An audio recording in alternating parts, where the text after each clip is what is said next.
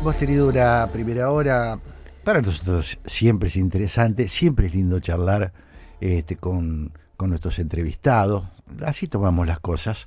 Y ahora, en el Café La República, que es este momento, bueno, de reposo de alguna manera, de conversación distendida, donde un poquito evaluamos qué pasó en la primera parte del programa, con la mirada aguda, siempre interesante, de Santiago Kovatlov. Jorge, Así que muchas te gracias. entrego la posta. Reposo diría yo y repaso. Muy bien. Vos lo has dicho con tus palabras. Pero efectivamente, esta primera hora, a mi entender, nos plantea algo muy interesante que yo resumiría inicialmente y después aclaro el enigma con la figura del dios Jano. ¿Te acuerdas del dios de los dos rostros? Sí, claro. Dos rostros, dos caras. En todo, desde tu editorial hasta el diálogo con Natalia Cito, Sí. aparecen dos caras. Dos caras de cada uno de los temas que tocaste. En tu editorial tenemos los dos rostros de Río de Janeiro. En el planteo de Pablo Seman, los dos rostros del peronismo. Y en el planteo de Natalia Cito, los dos rostros de la creación artística, la novela y el psicoanálisis y el cine.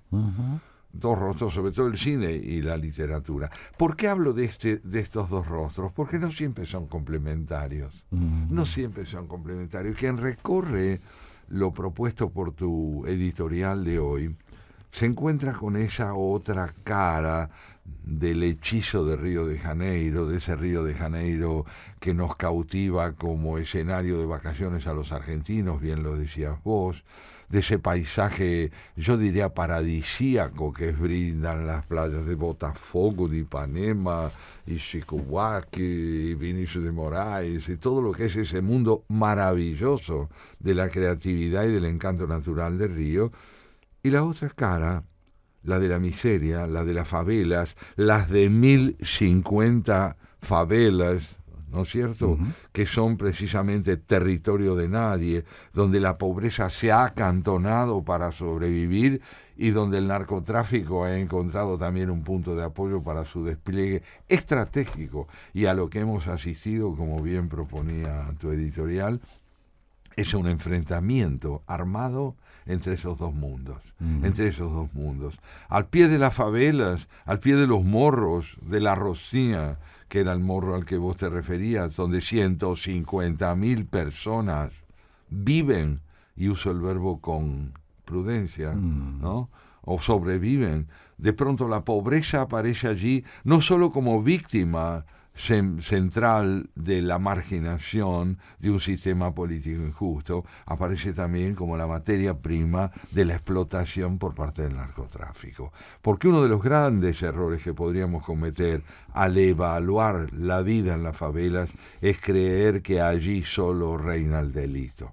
Allí reina el trabajo también, allí reina la intensa actividad de gente que para vivir encuentra algún camino que le permita atarse a la noción del trabajo y de la producción, pero hoy contaminada por la violencia, por el narcotráfico, ¿no es cierto? En ese sentido, cuando vos recordás que el poder no quiere ver el problema, estás señalando hasta qué punto esta disociación brutal entre una realidad que pide ser considerada desde el poder y un poder que doblemente se niega a un reparo, a una consideración solidaria de todo esto, el del narcotráfico, porque lo explota, y el del poder político, porque también tiene sus complicidades con este mundo de tráfico, de drogas y de acantonamiento, digamos, de la riqueza en un sector unilateral de la vida del Brasil.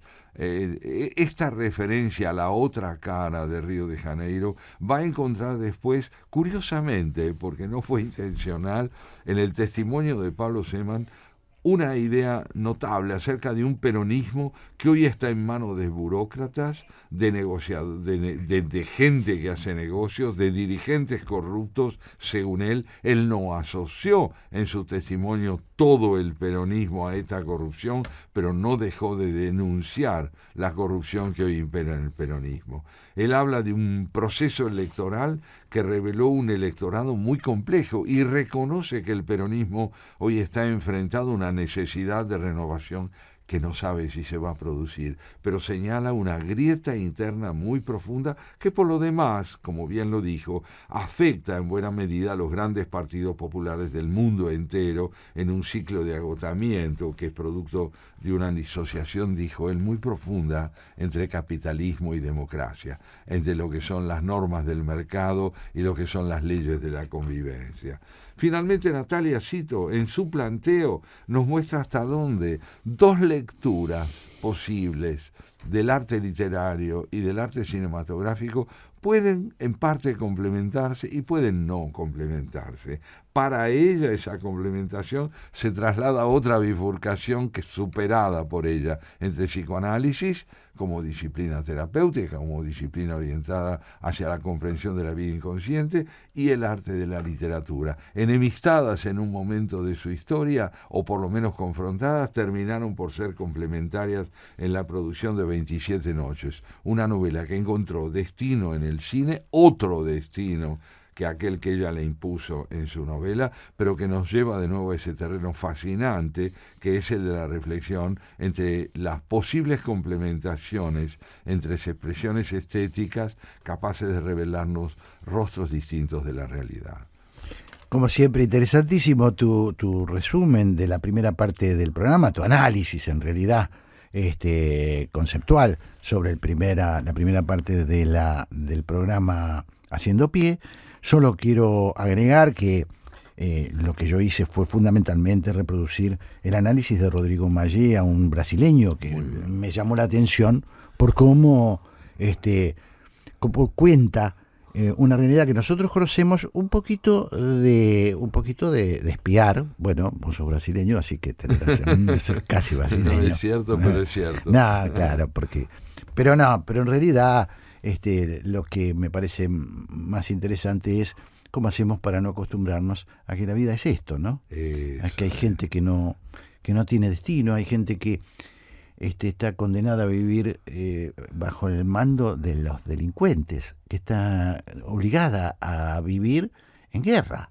Y la magnitud que esto Qué ha tremendo, alcanzado. ¿no? La magnitud que esto ha alcanzado. Hoy no solo vivimos en un mundo donde están en crisis los grandes sistemas políticos, vivimos en un mundo donde el narcotráfico se ha convertido en un protagonista político. Impresionante. En un protagonista político. Y hay una guerra mundial. Pero por supuesto, Sí, es un de enfrentamiento constante. Estaba pensando qué interesante, lo destacan mucho los investigadores, lo destaca Mayea, ¿no? El papel que jugaron en algunas películas, como Ciudad de Dios, ¿no? Ciudad de Dios, que ventilaron por primera vez el mundo de la favela, no por primera vez, pero que lo hicieron masivo el tema, ¿no? Claro. Lo hicieron que la gente descubra cómo se vive ahí adentro, ¿no? ¿Cómo se vive? ¿Cómo se vive ahí adentro? Donde hay tipos armados, donde vos tenés, hay soldaditos, hay peluquerías, hay bares, hay Esto es espacios hasta te diría, de educación y escuelas para los chicos que allí viven. Claro, esa es la parte buena. Sí, pero muchas de estas favelas están militarizadas Sí. por el narco, Así es. que utilizan material de guerra Lo hemos visto en pesado, ese enfrentamiento. armamento pesado. No, es alucinante. Sí, por eso es muy importante que comprendamos el valor enorme de estas denuncias que permiten descubrir lo que se oculta detrás de la apariencia. Claro. No podemos seguir soñando sin responsabilidad con que Río se reduce a aquello que nos gusta. Claro. Río es también la expresión de una tragedia contemporánea que ya era hora de ver. Y en San Pablo, que yo te puedo decir por conocimiento, hay favelas cuyo nombre es casi la expresión irónica y dolorida de lo que es esa misma realidad que describí. En San Pablo, cerca del barrio Morumbí, que es uno de los barrios más, yo diría, aristocráticos y confortables de San Pablo, hay una favela que se llama Paraisópolis. Paraisópolis, el paraíso, la ciudad del paraíso. Bueno, está poblada de gente que comparte, por un lado, los efectos de la miseria y trata de egresar de allí a través del trabajo, y por delincuentes que controlan el barrio y la zona de Morumbí a través de coerciones que ejercen sobre la gente para cuidarles sus propiedades. Claro. Entonces bajan, hablan con los dueños de las casas y le dicen, ¿usted quiere que le cuide el auto? ¿Y usted quién es para cuidarme el auto?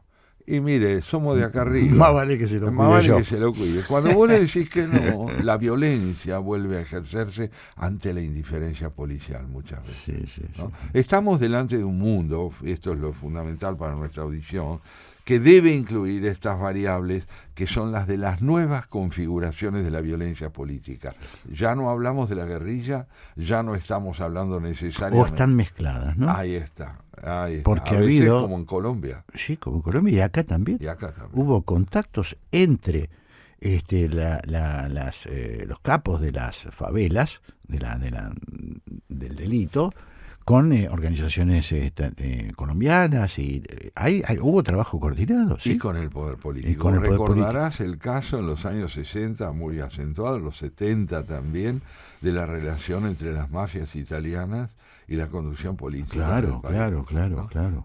Me parece a mí que este nuevo fenómeno, nuevo en el sentido del protagonismo que va ganando a nivel planetario, nos tiene que llevar a nosotros a preguntarnos por la posibilidad que tienen los sistemas políticos llamados democráticos de ejercer con eficiencia un trabajo de reducción y de contención de toda esta locura generada por los nuevos protagonistas del espacio social, los que vienen con Bueno, sus es un tema armas. complicado porque, como también lo decía Mallea, vos fíjate que el principal negocio del narcotráfico está entre la gente con plata, ¿no? Ajá.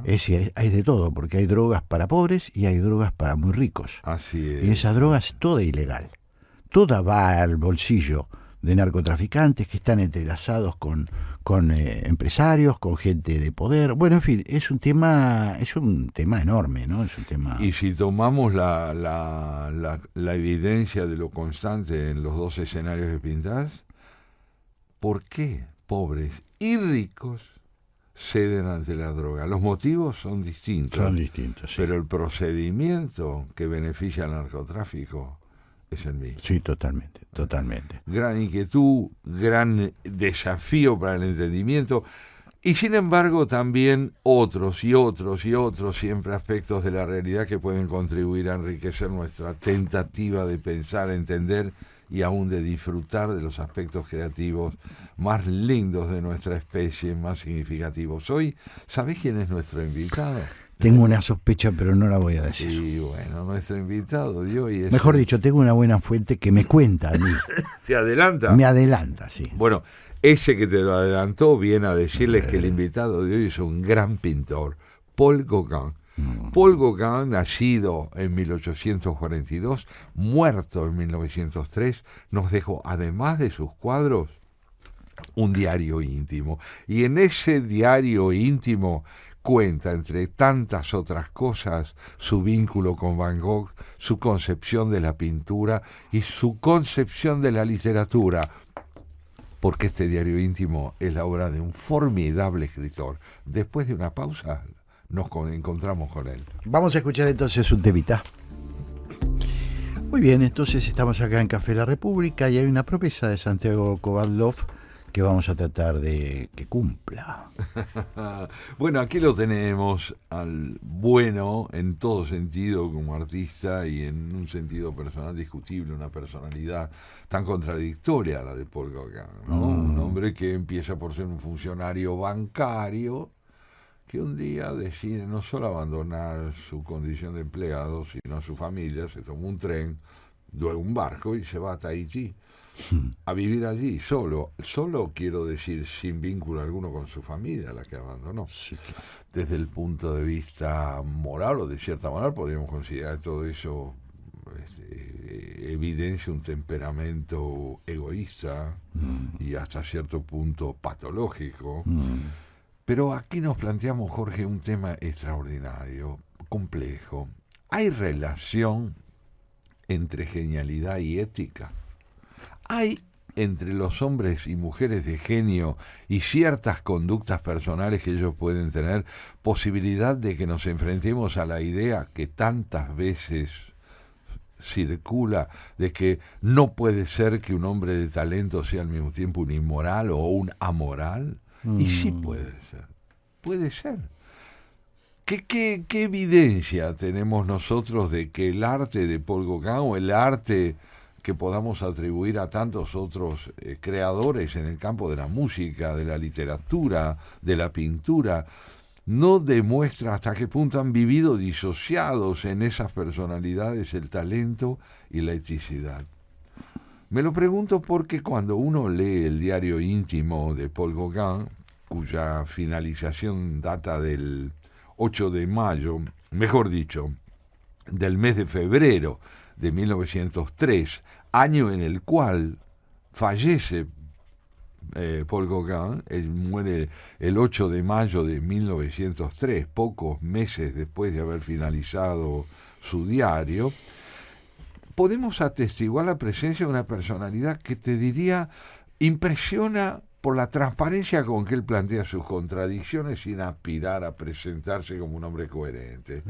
Cuenta lo que le pasa, cuenta lo que siente, cuenta de qué se ha hecho cargo y de qué no, y no aspira a revelar una coherencia y un encuentro pleno entre lo que podríamos llamar nosotros la dignidad estética y la dignidad ética. Él sabe quién es y se cuenta a sí mismo. Y lo hace, esto también es sorprenderse, con talento. Pero hoy, para comenzar con esta semblanza mínima de Paul Gauguin en nuestro Haciendo Pie, quiero tomar un fragmento inicial, que es aquel en el que él cuenta la famosa, célebre relación que mantuvo con Vincent van Gogh, su amigo Vincent van Gogh, volviendo, digamos, encontrándose con él en Francia. Hace mucho tiempo, dice Paul Gauguin, que quiero escribir sobre Van Gogh, y sin duda lo haré cualquier día de estos, cuando esté en Vena. Ahora solo les diré algunas pocas cosas, pocas pero ciertas, acerca de él, o más precisamente, acerca de ambos, para corregir un error que ha circulado en algunos ambientes. Lo que pasa es que algunos hombres que frecuentaron mucho mi compañía y que solían discutir conmigo han enloquecido. Esto es lo que ocurrió con los dos hermanos Van Gogh. Y por eso algunos malintencionados, entre otras personas, me han achacado sin más sus locuras. Es verdad que hay hombres que tienen más o menos influencia sobre sus amigos, pero de ahí a provocar la demencia hay un largo trecho. Mucho después del derrumbe, Vincent me escribió desde el sanatorio donde estaba internado las siguientes palabras: tienes suerte de estar en París, donde puedes encontrar los mejores médicos, ya que tú, evidentemente, tienes que consultar a un especialista para curar tu locura. ¿Acaso no estamos todos locos? Era un buen consejo, y precisamente por eso no lo seguí. Digamos que por espíritu de contradicción. Los lectores del Mercure, periódico de la época, habrán visto en una carta de Vincent que se publicó hace unos años, cuando insistió para que yo fuera a Arles a fundar un estudio del cual yo debía ser el director, de acuerdo con su proyecto. Por esa época yo estaba trabajando en Pont-Aven, en la Bretaña, y ya sea porque los estudios que había empezado me retenían allí o porque una vaga intuición me hacía sospechar algo extraño, me resistí durante un tiempo hasta que por fin me decidí a viajar, impulsado por el franco y afectuoso entusiasmo de Vincent. Llegué a Arles por la noche, muy tarde, y debí esperar que amaneciera en un pequeño café que estaba abierto. Cuando me miró el dueño, exclamó: «Usted es el compañero de Vincent, yo lo reconozco». Esta exclamación del dueño se explica por un autorretrato que yo le había mandado a Vincent. Cuando le mostró mi retrato, Vincent le explicó que era un compañero suyo que vendría pronto. Ni muy temprano ni muy tarde fui a despertar a Vincent. Dedicamos el día a establecerme, a conversar largamente y a pasear para que pudiera apreciar la belleza de Arles y de sus mujeres, las cuales, dicho sea de paso, no me entusiasmaron demasiado. Al otro día pusimos manos a la obra. Vincent continuaba con lo que tenía empezado y yo comencé algo nuevo. Debo confesar que jamás tuve esa rapidez mental que algunos encuentran sin dificultad en la punta de sus pinceles. Estos tipos bajan del tren, toman su paleta y enseguida se mandan un efecto de luz. Cuando se seca, van al Luxemburgo, firmado Carolus Duran. No admiro esta pintura, pero sí al hombre. Es tan firme, tan sereno, y yo soy al revés. En cualquier lugar donde vaya necesito un cierto tiempo de asentamiento para poder conocer la esencia de las plantas y de los árboles, de toda la naturaleza que nunca quiere que la comprendan ni terminen de entregarse a quien la mira. Así pasaron varias semanas antes de que yo pudiera captar con precisión el agudo y peculiar sabor de Arles y de sus alrededores. Esto no nos impidió trabajar duro, especialmente a Vincent, entre dos personas como nosotros. Uno, un verdadero volcán, el otro también hirviente por dentro. Se estaba incubando una especie de batalla. En primer lugar, a mí me chocaba el desorden que había por todos lados. Los tubos amontonados y apenas cerrados desbordaban sus cajas de colores. Pese a todo ese desorden y a esa mezcolanza, algo resplandecía en sus telas y en su conversación. Dos de Goncourt, la Biblia, excitaban su cerebro holandés. Los muelles, los puentes, las embarcaciones de Arles, todo el Midi, el mediodía, pasó a ocupar el lugar de Holanda en su mente. Llegó a olvidar la escritura holandesa y, como se puede ver en sus cartas a su hermano, siempre escribió en un francés estupendo, llenos de puesto que y por cuánto, como hacemos nosotros. Así comienza el relato que nos hace Gauguin de su acercamiento a Vincent van Gogh. Qué extraordinario, ¿no? Qué personajes, bueno, además los dos se consideran un poquito locos, ¿no? Un poquito chiflados. Claro, como Vincent ambos, ¿no? le dice, vos te podés tratar mejor que yo en Pero París. es impresionante, porque ¿no? el mejor es médico para tu locura. Impresionante. Y el otro le dice, no, el loco sos vos, ¿no? De No, alguna y también manera. le dice, yo hervía por dentro. Claro, ¿no? En claro, cambio vos, claro. esto es muy importante, porque Sí. cuando la locura se desborda y se expresa hacia afuera, evidentemente el descontrol es total. Digamos que la psicosis ha irrumpido. Claro, claro. Mientras que de alguna manera, cuando uno convive con sus conflictos y aún con intensidades que los desbordan, pero que no llega a traducir en actos, se puede decir que administra de algún modo su locura. Claro. Y Esa qué es la interesante diferencia. también lo que decís respecto de la moral, ¿no? De cómo tipos geniales, bueno, tienen esta moral particular, por llamarlo de alguna Claro, manera. su desprendimiento de las convenciones sociales convencionales. Claro. ¿No?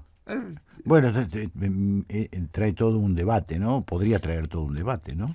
No hay Yo duda respecto alguna. a talento y moralidad, bueno, en fin, es un tema muy... Ética y estética. ¿Cómo sería la cosa, no? Claro, pero es un tema que subsiste a lo Fíjate largo- que, perdón, me acordé, Sí, decime. porque es un ejemplo reciente y bastante difundido, ¿no? De Pablo Neruda. Claro. Confieso que he vivido. Hoy un libro cancelado que yo leí con una... Extraordinario Sí, yo- libro, el testimonio de un gran artista Pero y de claro, un individuo pero él confiesa una desapegado especie del de... convencionalismo. a la vez confiesa una especie de violación. Sí. ¿no? Una Sí. violación, Es más, sí. más que una No, especie. no hay duda. Y, Entonces y- es... Bueno, y más, en fin. y te diría con el mismo ejemplo que traes de Pablo Neruda, cómo reconciliar en nuestra apreciación de un gran artista, ¿no?, la mejor poesía que él pudo haber escrito con su idolatría de Stalin. Claro, ¿no? claro. Un poeta que es capaz de escribir la... Oda a Stalin. Sí, Oda Escribe a Stalin. Oda a Stalin.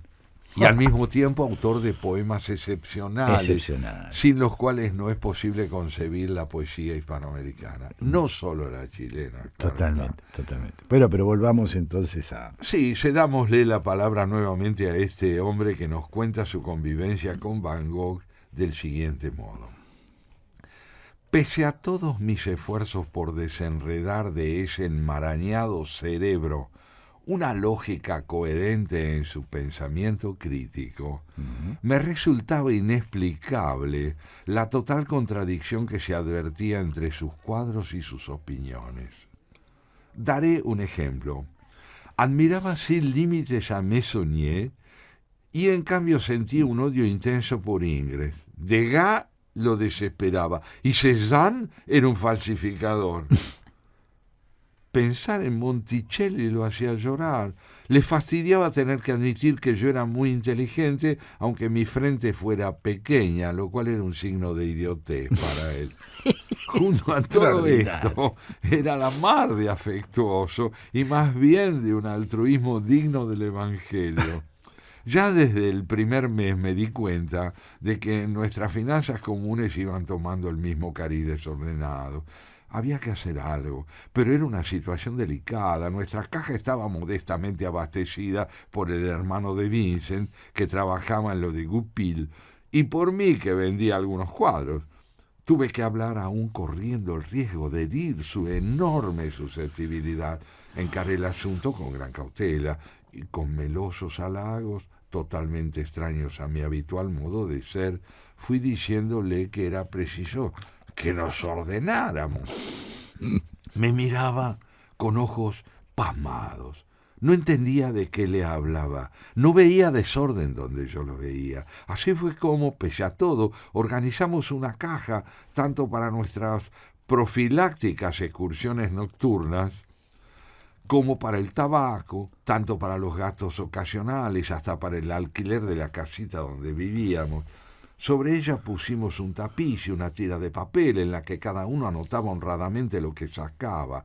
El resto del dinero estaba en una caja aparte, dividido en 4 partes, para pagar nuestra comida de cada semana. Dejamos el restaurante y yo cociné en una cocina de gas, mientras Vincent hacía las compras, sin alejarse mucho de la casa, porque se extraviaba.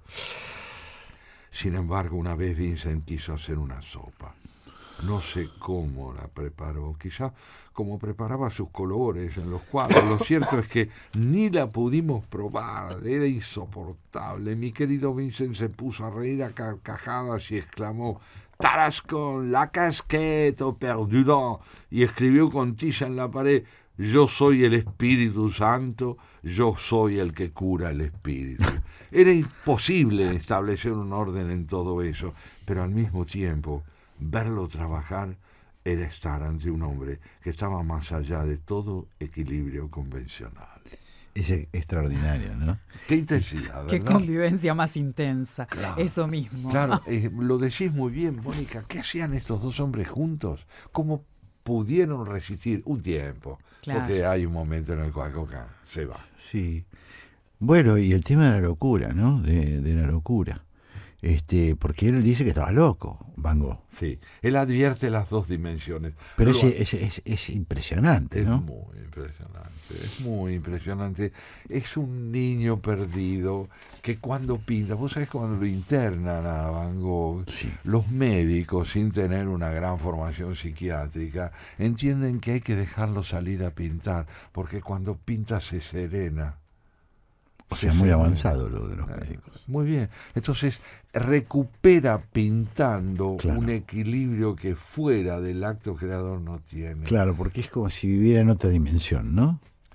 Exactamente. No vive en nuestra dimensión, No. vivía en otra dimensión. Claro, y era el productor de una obra que tampoco estaba sobreestimada, Claro. fuera de la mirada del propio Gauguin. Gauguin es uno de los pocos que en su tiempo, al igual que el hermano Van Gogh, que entienden que este hombre es un genio, que es capaz de llevar adelante una concepción innovadora de la pintura. A tal punto era mal comprendido Van Gogh que cuando ya estando solo no tiene cómo pagar el alquiler porque su hermano se atrasó en los envíos o porque no tiene recursos ya para enviarle, él toma una carretilla pone en la carretilla varias de sus telas y se las lleva un par de metros más alejado de su casa a los dueños de la casita que él alquilaba. Dice, mire, yo no tengo dinero para pagar el alquiler, pero le traigo estas telas que yo hago porque son, en fin, mis obras y se las quiero dar a ustedes a modo de pago.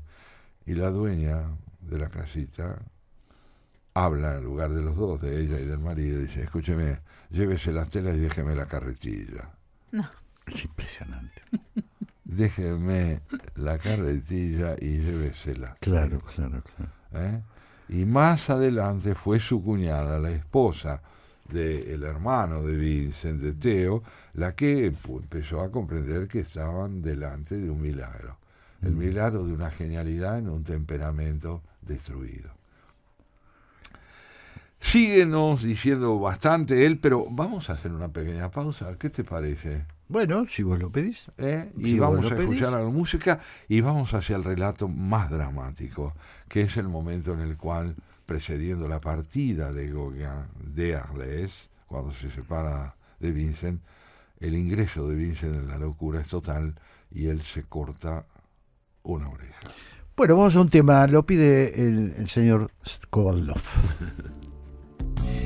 Muy bien, entonces Santiago acá en Café La República, conversando con Paul Gauguin, conociendo un poquito su relación con Van Gogh, conociendo su temperamento y el temperamento de Van Gogh a la vez, las miserias, los momentos que pasaron dramáticos para generar ese arte, conceptos morales diferentes que por ahí manejaba, por lo menos Gauguin, de acuerdo a lo que vos has leído. En fin, muy interesante, ¿no es cierto? Estamos compartiendo con nuestros lectores el intento de una semblanza de un momento de la vida de estos dos artistas, que fue cuando convivieron con tantas dificultades, y al mismo tiempo el momento en el cual, ya lo vamos a ver enseguida, Degas en cierto sentido se convierte, Gauguin en cierto sentido se convierte en maestro de Van Gogh.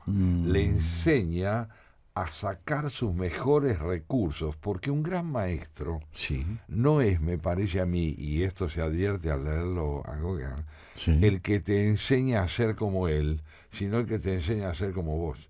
Claro. ¿No? El que permite que hacer vos de alguna manera. Hacer vos. Claro. Entonces no quiere que Vincent Van Gogh pinte como él. Claro. Los dos tienen pasión por el color. Para lo cual también hay que ser un genio, ¿no? Eso, y sobre todo de una lucidez docente extraordinaria. Pero vos sabés que además Gauguin tenía un humor espectacular. Y te voy a dar una prueba de algo que él lo manifiesta en su diario. Cuenta esto. Estoy comiendo un pastel de carne con repollo. Un inglés vecino de mesa me pregunta el nombre del plato. ¿Cómo dice? Le pregunto a mi vez. Pasa el mozo y el inglés le pide un ¿cómo dice? Extraordinario. Nunca supe, dice Gauguin, que yo era tan gracioso. Pero es cierto que lo era. Tenía esa... Bueno, el humor es uno de los rasgos que precisamente están ausentes en Van Gogh. Van Gogh está tomado sombrío, por su Van Gogh, locura, ¿no? Sí. La falta de humor es un signo de opresión interna muy profunda, porque no tener sentido del humor es de alguna manera estar atrapado en el propio yo. Claro. Y en la destrucción. Vivía un infierno, pobre, vivía ¿no? Vivía un infierno, y aquí nos cuenta entonces Gauguin algunos aspectos dramáticos. ¿Cuánto tiempo pasamos juntos? No lo sabría decir. Me he olvidado por completo.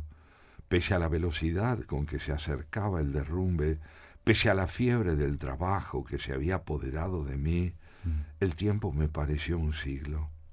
Aunque nadie lo sospechaba, había allí dos hombres que estaban haciendo una tarea ciclópea, que era necesaria para los dos, pero, y para otros, algunas cosas dan frutos. Cuando llegué a Arles, Vincent estaba metido de lleno en la escuela neoimpresionista y tenía muchas dificultades que lo torturaban, cosa que no se debía a que esta escuela fuera mala, como lo son todas, sino a que no se adecuaba a su temperamento, que estaba muy lejos de ser paciente y que era tan autónomo. Con todo ese amarillo sobre violeta, con todo ese trabajo por complementarios, sus desordenados cuadros no conseguían más que débiles armonías, inacabadas y monótonas. La sonoridad de las trompetas estaba totalmente ausente en ellos. Empecé a tomarme el trabajo de instruirlo. Fue un trabajo fácil porque encontré un terreno rico y fértil, como todos los temperamentos originales que están marcados por la impronta de una fuerte personalidad. Vincent no temía a nadie y no era testarudo. Desde ese día, mi Van Gogh hizo rápidos progresos. Parecía adivinar todo lo que había dentro suyo, y el resultado fue toda esa serie de efectos y más efectos de sol al aire libre. ¿Han visto ustedes, por ejemplo, el retrato del poeta? La cara y el pelo pintados en amarillos de cromo. 1, la ropa en amarillo de cromo. 2, la corbata en amarillo de cromo. 3, un alfiler de corbata verde esmeralda en el fondo amarillo de cromo. Con un solo color y 1000 matices del amarillo lo hizo todo. ¿Quién puede pintar con un solo color y demostrar a la vez que son tanto los amarillos? Cuando llegué a Arles, Vincent estaba tratando de encontrarse a sí mismo, en tanto que yo, como era mucho más viejo, era un hombre maduro, pero algo le debo a Vincent, y es la certeza de haber sido útil, la ratificación de mis ideas personales sobre la pintura, y también en los momentos duros el recuerdo que conservamos de los que son más desdichados que nosotros, y aún así geniales. Durante los últimos días de mi permanencia, Vincent se ponía muy rudo, muy bochinchero, y después se quedaba en silencio. Varias noches lo sorprendía en el momento de levantarse y dirigirse a mi cama. ¿A qué se debería que yo me despertara justo en ese momento? De todos modos, era suficiente que le preguntara con severidad: ¿qué te pasa, Vincent?, para que se volviera como un cachorro inhibido a su cama en silencio y durmiera profundamente. Quise hacer su retrato mientras él estaba pintando una de las naturalezas muertas que tanto le gustaban, unos arados. Cuando lo terminé me dijo: por cierto que soy yo, pero yo soy el que se ha vuelto loco. Así comienza la última etapa del relato de Gauguin sobre esta amistad turbulenta, desgarradora, lúcida, entre dos artistas maravillosos que han dejado una herencia que aún hoy nos sorprende y nos llena de lo esencial, que es la gratitud ante la belleza. Impresionante, ¿no? Impresionante además la perseverancia de Gauguin, ¿no? Al descubrir que el otro es un genio, ¿no? Exactamente. Porque es una cosa... Le enseña a ser el mismo. Es impresionante, casi psicoanalítico el trabajo de Gauguin, ¿no? Eso es, eso. Porque no se propone cambiarlo, que es una cosa notable. No se propone modificarlo, simplemente que se adapte a algunas condiciones mínimas para poder hacer lo suyo. Exacto, es todo lo que quiere, no es curarlo, sino volver funcional la relación de él con él. Claro, mismo. Él está convencido que el otro está loco. ¿Sí? Está loco, pero si pinta en el instante en que lo hace, en las horas que invierte en la creación de una obra, Van Gogh es un maestro. Qué bueno. Es un maestro. Fíjense esta escena. Por la tarde, después que tragué mi almuerzo, sentí necesidad de salir solo y tomar aire a lo largo de algunos senderos bordeados de laureles florecidos. Había algo agobiante en esa convivencia que era y no era con él, en esa cercanía que era y no era la de él. Ya casi había cruzado la plaza Víctor Hugo cuando oí detrás de mí unos pasos muy conocidos, cortos, veloces, desiguales. Me volví en el preciso instante en que Vicent se arrojaba sobre mí con una navaja abierta en la mano. En ese momento mi mirada debió de ser muy poderosa, porque se detuvo y bajando la cabeza se fue corriendo hacia casa. ¿Cometí una negligencia en esa ocasión? ¿Debí desarmarlo y tratar de apaciguarlo? Muchas veces me he preguntado esto, a mi conciencia se lo he preguntado, pero nunca encontré nada que reprocharme. El que lo desee, que me arroje la primera piedra. En 2 saltos llegué a un buen hotel en el que pregunté la hora, tomé una habitación y me acosté. Me sentía tan inquieto que no me pude dormir hasta las 3 de la mañana y me desperté algo tarde, a eso de las 7:30. Cuando llegué a la plazoleta vi que había reunido una muchedumbre cerca de nuestra casa. Había algunos policías y un caballero a menudo de sombrero hongo, que era el inspector. Lo que había pasado era lo siguiente. Van Gogh había vuelto a casa, se había cortado una oreja. Parece que no pudo parar de inmediato la hemorragia porque al día siguiente se encontraron una cantidad de toallas empapadas dispersas por el piso de baldosas en las 2 habitaciones de la planta baja. La sangre había manado en esas 2 habitaciones y la escalerilla que llevaba a nuestro dormitorio estaba cubierta de gotas.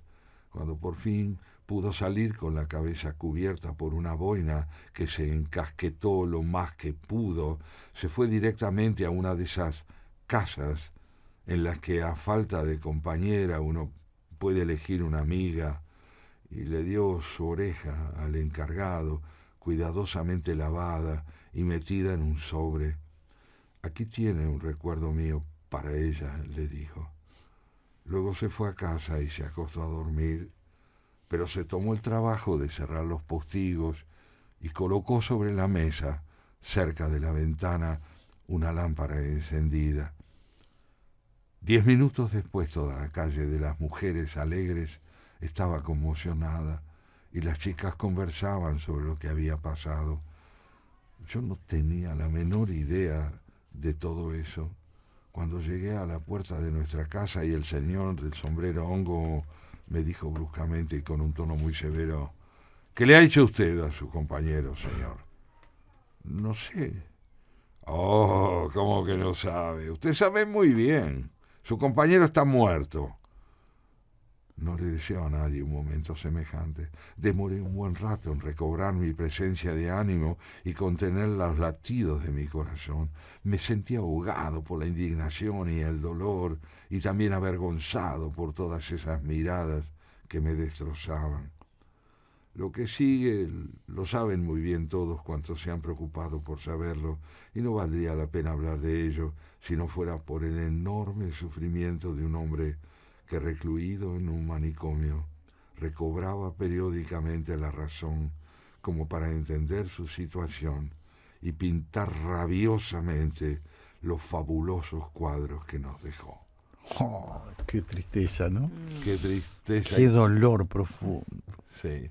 Sí, los oyentes seguramente comparten con nosotros esta emoción, esta pena y esta admiración inexplicable que nace de la conjunción entre la locura y el genio, pero no deriva el genio de la locura, porque lo que el genio viene a probar que no es que no es fruto de la locura, Claro. sino de la posibilidad de salir de ella y encontrar un equilibrio mientras se trabaja. Y eso es lo que produce Gauguin en su trabajo, ¿no? Van Gogh. Perdón, Van Gogh. Sí, y el propio Gauguin, que también... No, yo digo Gauguin en el sentido de que él lo rescata por momentos. Pero notablemente, con una lucidez casi clínica, claro, lo enseña. porque lo fíjate potencia. que no se propuso transformarlo. Eso es No, notable. claro, Eso no, también es de un genio, ¿no? Sí, claro. Él ha comprendido hasta dónde podía llegar él. Cada uno tiene la extensión del brazo que tiene, y Gauguin comprendió que su tarea era potenciar el talento de su amigo y del hombre que quiso asesinarlo. Es impresionante. Impresionante, sí, ¿no? sí. Qué momento excepcional es este que él nos deja en su diario, y Jorge y Mónica también, qué escritor. Sí, Ay, un gran sí. escritor, sí. Qué maravilla. potencia. Gran narrador. Gran narrador. Sí, Él tal cual. termina este diario, como Sí. decimos nosotros, en 1903, ¿no Sí. es cierto?, en enero. El diario lo escribe en Las Marquesas, entre enero y febrero de 1903, fallece el 8 de mayo de ese año, Ujú. y él dice lo siguiente, esto es interesante para finalizar: son muchos, muchísimos los que saben escribir, esto no se discute, pero pocos, verdaderamente muy pocos, tienen algún conocimiento de lo que es el arte de escribir, ese arte tan arduo. Lo mismo ocurre con las artes plásticas, y sin embargo todos se han metido a pintar. A mí no me parece mal que cada uno pruebe y trate de practicar, pero convengamos que la luz recae sobre muy pocos, y entre esos pocos, muy pocos lo saben. Uno que no lo supo y estaba colmado de luz se llamó Vincent Van Gogh. Qué hermoso, ¿no? Qué hermoso, Qué como vos decís, reconocimiento. y como vos decís, qué manera de narrar, ¿no? Qué manera. O sea, es un gran narrador, además de gran pintor. Sí, sí. De una obra que él no se propuso presentar como Claro, literaria. claro, una biografía es casi, Claro, ¿no? dice, un diario bueno, íntimo. Sí, un diario Un diario íntimo. íntimo. Pero la música puede sonar en las partituras más inesperadas. Es increíble, ¿Eh? increíble. Un escritor no necesariamente lo es cuando escribe un poema o una novela. Puede serlo al escribir un diario íntimo. Y Paul Gauguin fue un gran escritor. Maravilloso. Hemos pasado un momento, creo, Mónica, Ay, muy lindo, bellísimo. muy lindo, descubriendo una faceta esta de historia. sí, de Van Gogh, y a través de Paul Gauguin, dos extraordinarios pintores, y por supuesto con la selección que hace siempre Santiago, que es maravilloso, ¿no? Nosotros estamos ahuecando el ala, como decía el amigo. Nos vamos. Ya Nos vamos hasta el domingo que viene. Domingo. Así Y es. nos volvemos a encontrar aquí, como siempre, a las 12 del mediodía. Mónica, que tengas una linda semana. Buena semana. Igualmente, Santiago, querido, de mi parte. Nos vemos, nos vemos. Jorge, nos vemos. Ya Moni. viene Graciela Fernández Mejide. Quédese, por favor, en la 11:10. Chau a todos. Gracias, Adiós. equipo.